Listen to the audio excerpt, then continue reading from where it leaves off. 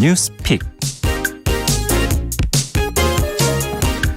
네, 정신의 뉴스 브런치 11시대로 시간 옮겼습니다. 10시에 가서 기다리고 계시진 않으시겠죠? 네, 유튜브 콩 앱으로도 오늘도 어김없이 보실 수 있고요.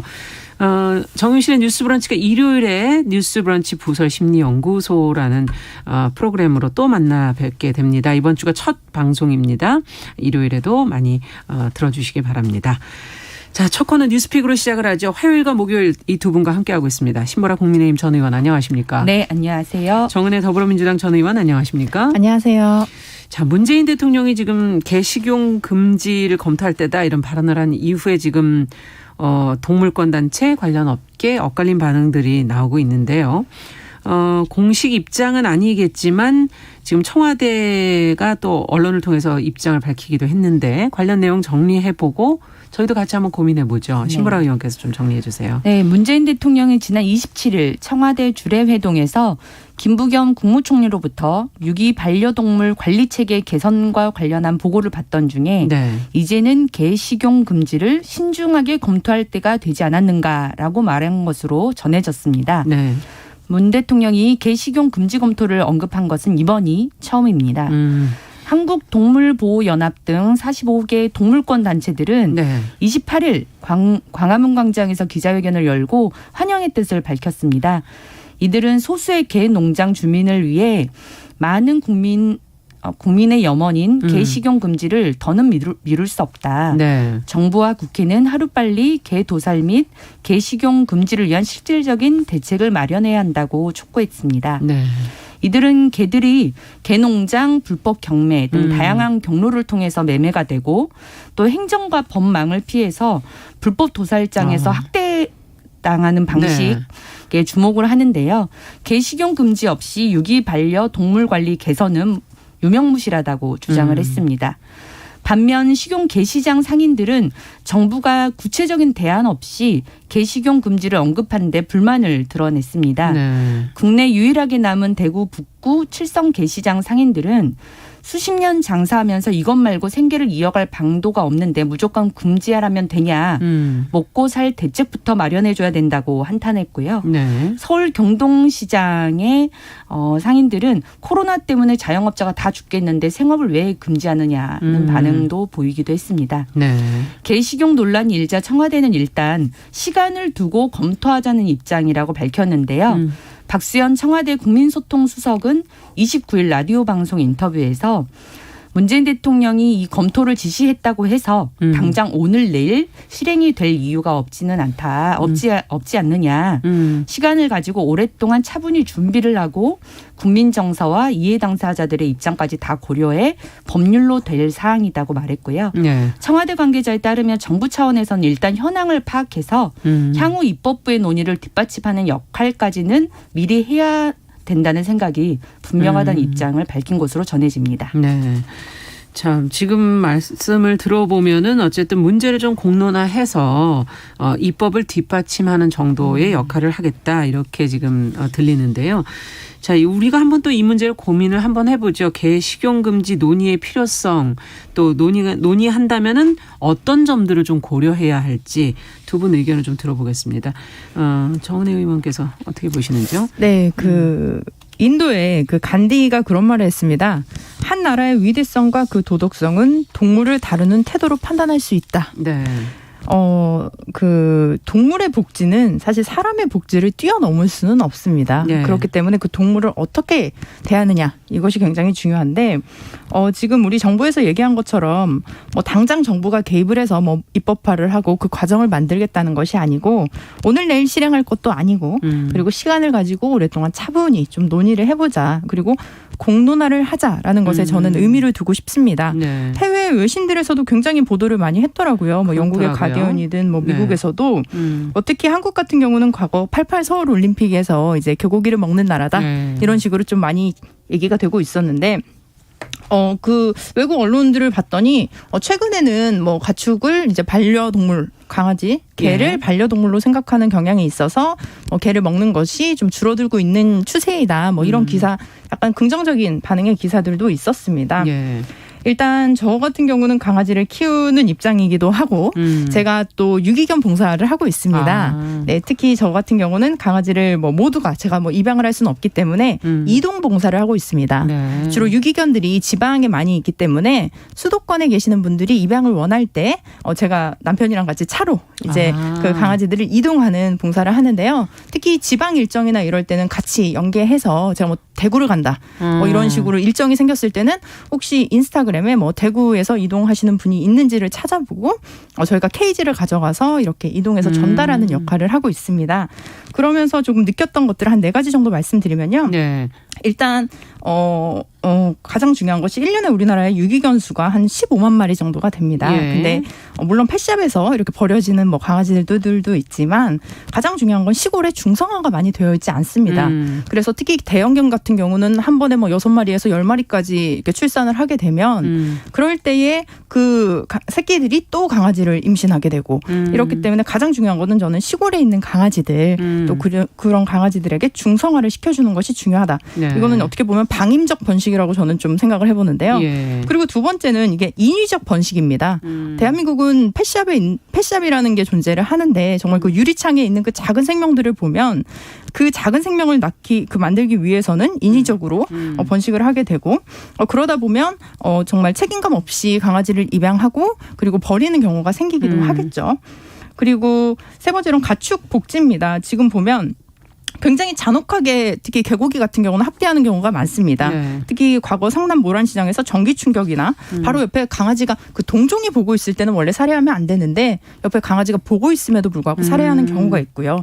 그리고 이런 부분에 대한 잔혹한 학대와 도사를 좀 규정할 필요가 있습니다. 네. 마지막으로 신보라 의원님께서도 말씀을 하셨지만 그 현재 보신탕집을 운영하고 계시는 분들 이분들에 대한 상인 분들에 대한 대책이 있어야겠죠. 특히 이분들은 거의 뭐 30년 40년 한 자리에서 그 가게를 운영하셨던 분들이기 때문에 당장 일을 그만두면 먹고 살 길이 너무 막막합니다. 그래서 이분들에 대한 대책. 실제로 이분들도 그만두고 싶지만 뭘 할지 막막해서 내가 네. 할 수가 없다라는 분들도 있습니다. 그래서 이런 정책들이 같이 연동이 되어야지만이 우리가 얘기할 수 있는 부분이고 한번 공론화해서 한번 논의해보는 것이 저는 지금 필요한 시기다라고 생각을 합니다. 네, 근본적인 것에서부터 해서 현실적인 상인들의 대책까지 문제가 한 4가지 정도 있다라고 짚어주셨어요.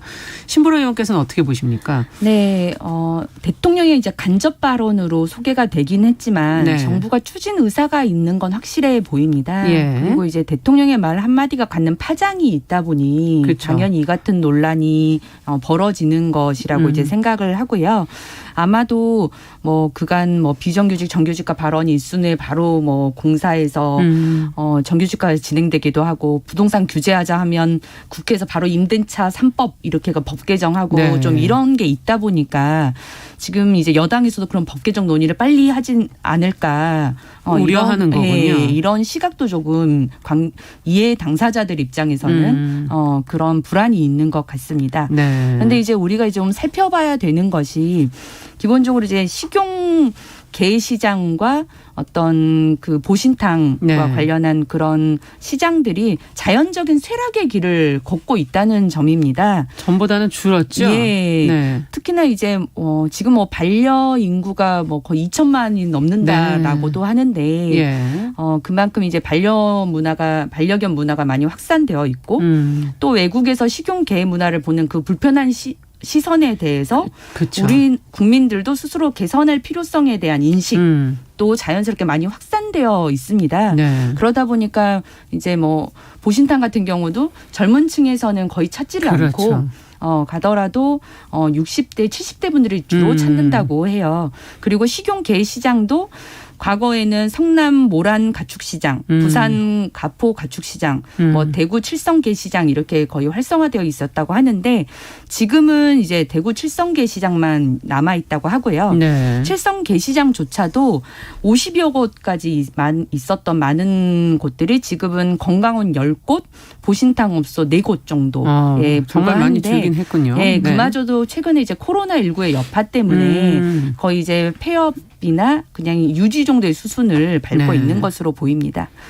그리고 이제 이 개식용 금지와 관해서는 시민들 사이에서도 의견이 좀 엇갈리고 있는 것 같아요. 네. 어쨌든 이참에 우리가 반려견 문화도 이렇게 많이 확산되어 있는 만큼 법적으로 인위적 금지를 좀 할 필요성도 있지 않겠느냐는 의견과 정부가 식생활까지 통제하는 것은 좀 지나친 통제 아니냐라고 하는 부분에 대한 의견도 있는 것 같습니다. 그래서 각자 스스로 좀 판단할 수 있도록 선택의 여지를 남겨라. 네. 개인의 식생활까지 정부가 개입해서 규제할 사안인지 의문이다. 이런 의견들도 나오고 있고요. 특히 꼭 굳이 대통령께서 이 타이밍 그러니까 자영업이 굉장히 지금 안 좋은 시기에 네. 생업을 어떻게 보면 이제 그 시장을 생업으로 갖고 있는 분들한테는 엄청난 타격일 텐데 네. 굳이 꼭 이 타이밍에 이 같은 발표를 좀 간접적으로라도 꼭 했어야 했느냐는 반응도 있는 것 같습니다. 네. 다만 지금 이제 보상과 지원 문제는 좀 직결된 문제인 것 같아요. 그렇죠. 근데 이제 이 보신탕이랄지 그다음에 이제 개 식용과 관련한 그 시장도 그 관련 업계에서는 네. 보상과 지원 문제만 좀 해결된다면 서서히 전업을 할 의지가 있다라고 하는 반응을 보이는 업계들이 그렇군요. 꽤 많은 것으로 조사됩니다. 네. 그래서 동물보호단체 라이프에 따르면 칠성시장의 개시장 관련 업체 14곳 중 10곳이 보상과 자원이 있다면 전업을 하겠다. 그래서 업종 전환 동의서에 서명을 한 상태라고 하고요. 네. 동물보호단체 카라에 따르면 경기도 개농장 등을 2020년에 전수조사해 보니까 운영자 중 절반이 폐업을 원하지만 그만두면 뭘 해야 할지 막막해하는 경우가 많은 것으로 조사됐다. 그래서 국가가 나서서 이 종사자들의 방안을 찾아줘야 된다라고 언급을 하기도 했습니다. 네. 그렇기 때문에 어쨌든 생업이 단절되는 그 문제에 있어서 네. 정부가 이제 동물 보호의 관점과 그 생업을 어떻게 보장해 줄 것인지 그 관점에서 그러네요. 유의미한 대안을 내어놓는 방식으로 이 문제를 함께 검토해야 되지 않을까라는 생각이 듭니다. 어쨌든 업종 전환의 의지가 있기 때문에 네. 그것을 자연스럽게 긍정적으로 잘 전환할 수 있도록 하는 방향이 과연 무엇인가. 예. 앞서 얘기해 주신 것처럼 먼저 보상과 지원이 먼저 되고서 후에 입법이 되면은 또 어떻겠는가 아니면 네. 동시에 한다든가 하는 여러 가지 방안을 고민해 볼 수가 있겠네요. 어떻게 보세요? 끝으로 추가하실 말씀이 더 있다면? 일단 제가 앞서 말씀드린 그 동물 복지에 관한 부분들은 입법화로 사실 지금 당장이라도 할 수 있거든요. 그래서 그렇죠. 그 부분은 먼저 저는 선행이 되어야 할 것이고 말씀하셨던 그 상인에 대한 문제들 그리고 국민들의 인식 그리고 정말 펫샵이 있지만 실제로 우리가 포인핸드라는 홈페이지가 있고요. 그리고 전국 유기동물 보호소 홈페이지가 다 있습니다. 그래서 네. 혹시라도 내가 정말 가족으로 입양을 하고 싶다라고 한다면 정말 굉장히 신중하게 고려하고 그 애견을 키웠을 때에 또 그 반려견을 키웠을 때의 비용과 시간 뭐 그런 책임감 이런 것들을 좀 생각을 깊이 하면서 결정하셔야 될 것 같습니다. 네, 동물복지 얘기하니까 반려동물 입양, 분양에 관한 문제도 한 번은 고민해 볼 네. 부분이 아닌가 하는 생각이 드네요. 자, 두 번째 뉴스로 좀 가보도록 하겠습니다. 성공회대가 지금 모두의 화장실이라는 걸 만들려고 하는데 난항을 겪고 있다고 합니다. 모두의 화장실이라는 것이 무엇인지 지금 성공회대 안에서 뭐 어떻게 입장이 나누어지고 있는 거고 상황은 어디까지 지금 가 있는 건지 정은혜 의원께서 좀 정리해 주시겠어요?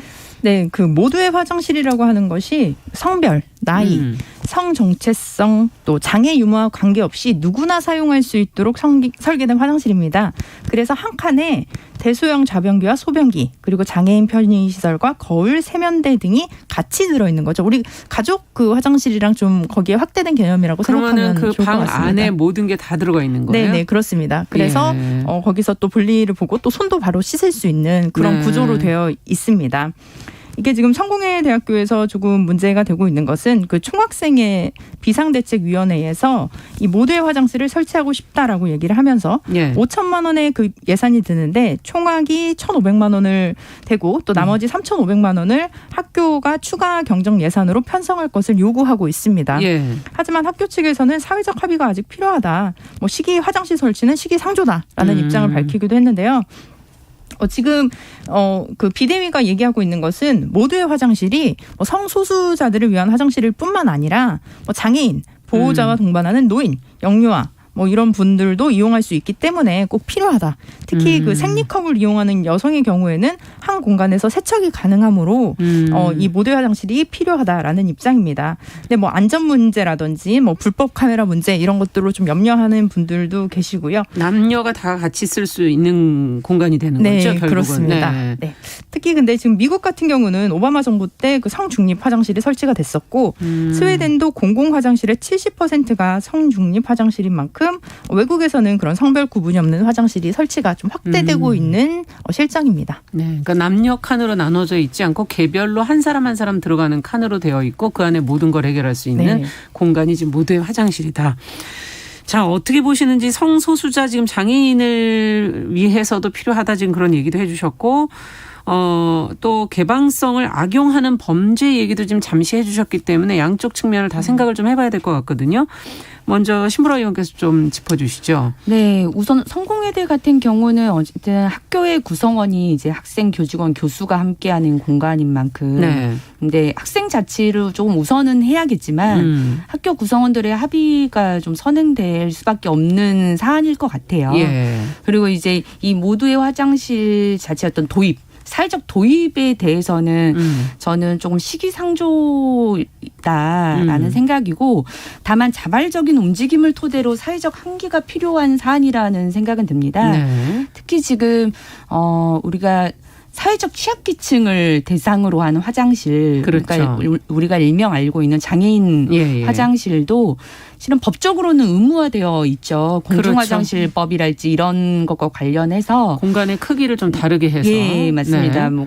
그래서 대규모 공공시설 네. 그리고 대규모 빌딩이랄지 이런 데는 설치가 의무화되어 있지만 예. 사실 일상화되어 있지는 않습니다. 그래서 여전히 뭐 노후화된 건물이나 이런 데서는 찾기가 장애인 화장실들을 찾기가 어렵고 네. 실은 공공시설이라 하더라도 저희가 요새는 가족 화장실이라고 많이 불리잖아요. 장애인분들도 쓰고 이제 영유아를 동반한 부모도 쓰고 네.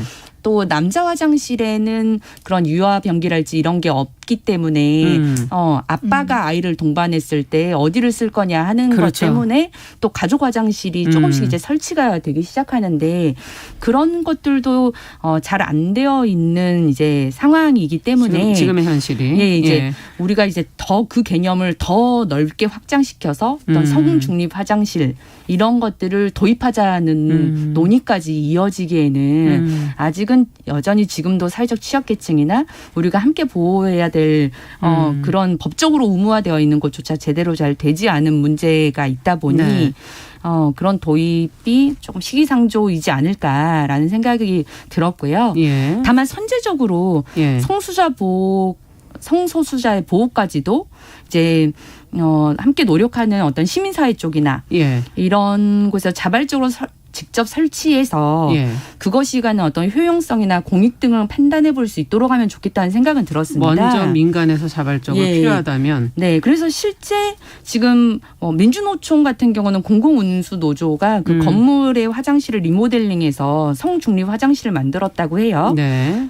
그리고 망원역 7층짜리 건물에도 꼭대기에 성별 구분 없는 화장실이 설치가 됐다고 합니다. 네. 그래서 2평 남짓 화장실에 남성 소변기 2대, 좌변기, 장애인 노약자용 손잡이, 세면대, 그리고 일반 대변기 이렇게 설치가 되어 있다고 하는데 그 이용하시는 분들은 특별히 큰 문제를 느끼지는 않고 잘 쓰고 있다라고 하고요. 네. 한림대 강동성심병원도 올해 초에 성중립 화장실을 설치했는데 이제 그 병원이 성소수자 관련한 어떤 치료들을 많이 해서 네. 그런 의료 환경 구축 측면에서 만들어졌다고 합니다. 네. 그리고 구글 캠퍼스 서울에도 설치가 되어 있다는 보도는 나오는데 네, 그거는 아직 이렇게 사진을 이런 걸 찾아봤더니 확인은 되지는 않고 네, 않았고 그리고 저는 이제 모두의 화장실이랄지 이런 측면에서 용어 변경이나 친화적 용어로 사업을 추진하는 그런 방식도 한번 검토해보면 어떨까 싶은데 성중립 화장실이라고 하면 굉장히 좀 이게 반드시 동성애 그들만 쓰는 것만은 트랜스젠더 아니니까요. 이런 식의 네. 정치적 논란을 불러일으킬 수 있는 용어인데 가족 화장실, 모두의 화장실, 다목적 화장실 이런 방향으로 용어를 변경한다면 그것도 네. 조금 더 공감대를 폭넓게 얻을 수 있는 방향이 되지 않을까 싶고요. 네. 서울시 같은 경우는 시민 편의 공간 유니버셜 디자인 사업이라는 일환으로 그렇죠. 네. 공공시설 화장실을 낙후된 걸 이제 변경하면서 이제 여성 화장실 보편적인 거죠. 예, 네, 여성 모두가 화장실, 남성 화장실 말고도 이제 지금은 이제 가족 화장실이라고 이제 쓰고 표현하는. 있는데 네. 유니버셜 디자인이라는 것 자체가 성별, 연령, 국적, 그렇죠. 장애 네. 유무와 상관없이 모든 시민이 쓸수 안전하고 편리하게 이용할 수 있는 환경을 만들겠다는 것. 음. 이런 측면의 사업도 조금 유의미성을 가질 것 같습니다. 네, 지금 현실적인 부분들을 여러 가지 따져주셨는데